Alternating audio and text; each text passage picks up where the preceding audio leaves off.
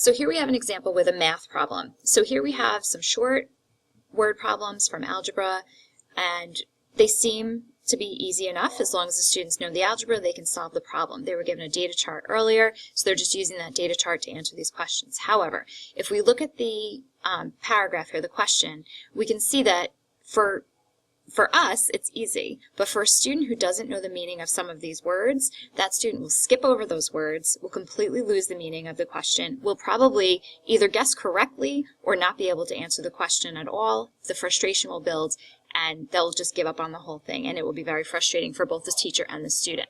So if you take the time to work through the question with the students, allow them a minute or so to read through it, just scan through it, and see if there's any word in this short paragraph that is stopping them from understanding the meaning of the question.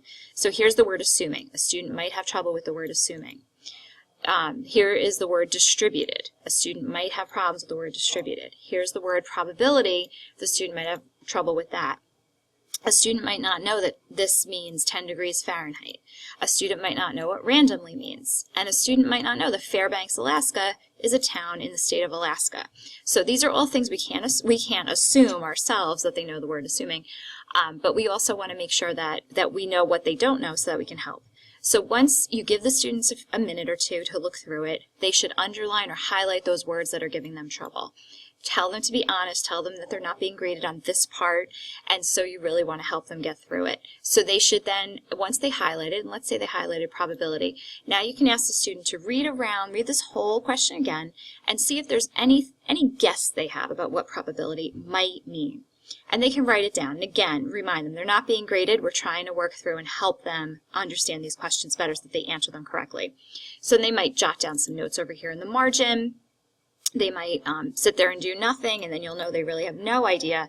And then have them turn and talk to a friend, a partner, a group, however you have it set up in your classroom, and see what they can find out from their friends or colleagues or peers or whatever.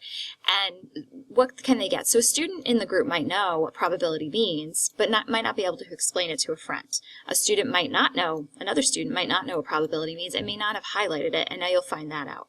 Once they have the time to talk and struggle a little bit together, then they can come back to the whole group, ask you the question, and you can then jump in and help them find out that answer.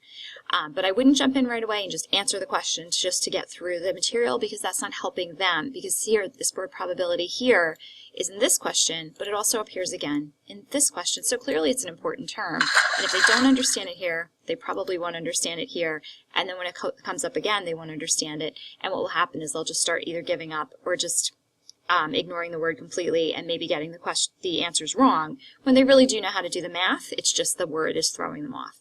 So that's the idea behind Chunk and Chew, and it can work in any subject area just as long as the students are willing to work through it and be honest about what they're having trouble with.